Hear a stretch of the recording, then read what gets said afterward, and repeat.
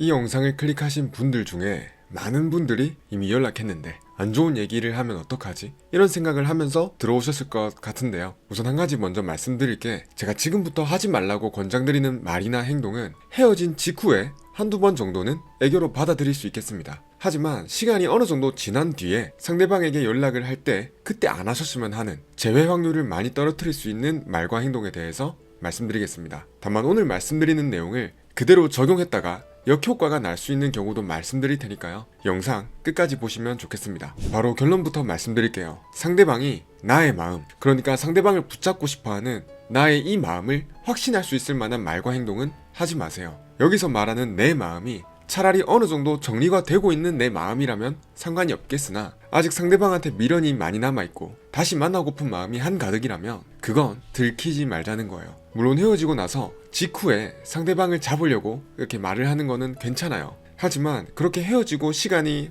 한 주든 두 주든 한 달 두 달이든 그렇게 시간이 지나서 연락을 하는데 상대방에게 보낸 그 카톡 내용을 가만히 들여다봤을 때 나는 너랑 다시 만나고 싶다, 이런 뉘앙스가 있다면 그건 최대한 빼야 된다는 거예요. 당연히 내가 먼저 연락하는 것 자체가 어느 정도 미련을 보이는 게 맞습니다만 그 이상의 행동은 하지 말자고요. 왜 그럴까요? 답은 너무 간단합니다. 너는 나에게 헤어지자 했지만 나는 아직도 너와 연애하고 싶어 라는 마음을 상대방이 알게 된다면 나의 가치가 떨어지기 때문이에요. 설령 상대방과 헤어질 때 상대방도 많이 힘들어할 거라 예상이 될 때조차 이런 나의 마음을 들킨다면 상대방이 오히려 덜 힘들게 돼요. 왜냐하면 자기가 정말 힘들면 또 너무 후회될 것 같으면 그때 나를 잡을 수 있겠다는 생각을 의식적으로든 무의식적으로든 하기 때문이에요. 내가 일종의 보험이 되어버리는 거죠. 사실 서로 진심으로 사랑했던 연인이라면 헤어짐을 말하는 사람조차 많이 힘들어요. 다신 이 사람을 못 볼 수도 있을 거라는 생각이 본인의 멘탈을 흔들기도 하고, 지금 저 사람을 놓치면 후회하지 않을까? 내가 지금 잘못된 판단을 하는 건 아닐까? 불안해하기도 한다는 거죠. 하지만 상대방 입장에선 내가 다시 손 내밀면 언제든 사귈 수 있겠구나, 이 관계를 다시 이어나갈 수 있는 주도권이 나한테 있구나, 이런 생각이 든다면 헤어지고 나서 비교적 슬픈 감정이나 불안한 감정이 덜하기 때문에 여러분보다 더 수월하게 이별을 극복할 수 있게 됩니다. 그렇기 때문에 헤어지고 나서 시간이 조금 지난 뒤에 연락을 할 때는 연락하는 행위 자체가 미련이 남아있어서 하는 행동인 건 맞지만, 그 메시지를 봤을 때 상대방으로 하여금 얘 나랑 계속 사귀고 싶어 하나 보네 라는 확신은 들지 않게 만들어야 된다는 거예요. 근데 제가 상담을 쭉 진행해 보면은 연락은 했지만 매달리진 않았어요, 연락은 했지만 미련은 보이진 않았어요, 이런 말씀을 하시는 분들이 종종 계세요. 근데 그분들의 관점에서 보는 본인의 메시지와 저의 관점에서 보는 그분들의 메시지는 해석이 다른 경우가 많아요. 제가 봤을 땐 다시 만나고 싶다는 말을 다른 문장이나 다른 단어로 표현했을 뿐인데 본인은 안 했다고 생각을 하는 거죠. 이게 왜 그럴까 곰곰이 생각해보니까 어쩔 수가 없더라고요. 당장 나는 잡고 싶은 마음, 진심을 전하고 싶은 마음이 넘쳐나는데 그걸 억제하고 메시지를 작성했다 보니까 내가 보기엔 꽤나 절제가 된 거야. 근데 제가 봤을 때는 절제를 하셨더라도 그건 본인 기준에서 절제가 된 거지, 냉정하게 바라볼 수 있는 저의 입장에서는 다시 사귀고 싶다는 말과 별반 차이가 없는 말들이 들어있는 경우가 많다는 거예요. 예를 들면 나는 너 차단 안 했으니까 언제든 연락해 라든지, 다시 사귀자는 건 아니지만 마음 바뀌면 연락해, 나는 기다릴게 라든지, 이렇게 다시 사귀자는 말만 직접적으로 안 했을 뿐이지 나는 너랑 다시 사귀고 싶어 라는 마음을 그대로 문장 속에 녹이는 경우가 적지 않다는 거예요.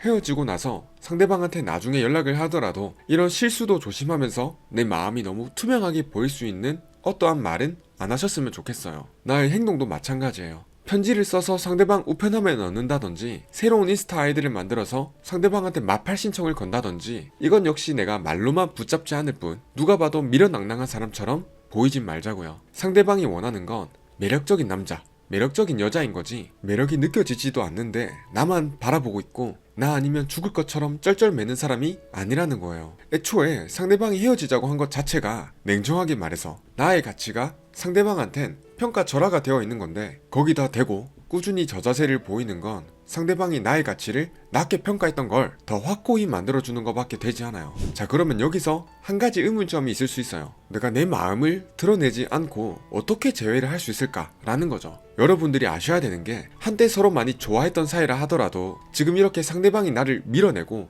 끊어내려고 하는 이 상황에선 상대방과 나의 관계가 확실히 다르다는 걸 인지해야 돼요. 그 사람은 더 이상 내가 예전에 알던 사람이 아니에요. 지난 시간 만나온 정이 있는데, 쌓아온 추억, 애정이 있는데 잘 설득하면 다시 바로 사귀겠지? 이런 마음을 가지는 건 아니란 생각이라는 거죠. 만약 상대방이 나에 대한 감정이 가득한 상황에서 어떠한 말이나 행동으로 단기간 내에 판 뒤집듯이 재회가 가능합니다. 하지만 그런 상황이 아니라면 상대방과의 재회를 위해서는 이별, 그 다음에 재회, 이 순서가 아니라 이별, 그 다음에 나의 이미지 회복, 그 다음에 재회라는 거예요. 지금 상대방 입장에선 내가 말도 썩기 싫고 보기도 싫은 그런 상황이라면 여기서 재회로 판을 바로 뒤집는 거는 어렵단 말이에요. 때문에 이미지 회복이 먼저 돼야 되는 겁니다. 절대적인 시간이 필요한 것도 맞긴 하지만 이 이미지 회복을 위해선 상대방이 나와 연락을 주고받을 때 최소한 이전보다는 덜 방어적으로 덜 부담스럽게 연락을 할 수 있어야 된다는 거죠. 때문에 헤어지고 나서 시간이 좀 지나서